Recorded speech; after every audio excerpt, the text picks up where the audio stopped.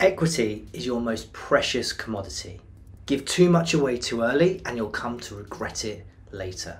I've known of many founders who end up exiting their startup with very little in return due to handing out too much equity in the early days. I've even had clients raising Series A rounds admit that they're angry with themselves for giving away too much equity too soon. They're fearful that they're also heading for the same fate, that by the time their business is fully funded and profitable, they'll have little left to show for their effort in getting there. In my opinion, equity should be used for 4 things: bringing on board co-founders, raising investment, bringing on board strategic advisors into an official advisory board, and creating a share option scheme for your first employees. It should never be traded for one-off services provided for agencies and freelancers for things like branding, marketing, and product development. The trouble is, many founders are thinking short-term, while investors are looking at your business with a long-term view. This short-term view leads to founders trading equity to get access to resources they perhaps can't afford,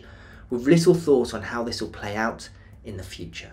But many investors do have the experience to foresee the pitfalls for founders in the future. So as part of their due diligence, they'll be checking over your cap table to see who currently has a stake in your business. If they see you've been offering equity for the wrong types of things, it's likely to create a red flag and stop the deal in its tracks. They can be pretty certain that you'll be diluted through the journey as you raise further rounds of funding, bring on board more advisors, and recruit your first employees. Something many investors consider during the process is whether or not you'll be adequately incentivized in the future, that the remaining equity you'll own after your future commitments will have you wanting to actually continue with the venture. They know from experience that if you as a founder are diluted too much because of some early mistakes in giving away too much equity too soon, you may decide the returns on the venture for the effort you're putting in are no longer satisfactory. As a result, there's a future risk to the investor that your attention will stray elsewhere,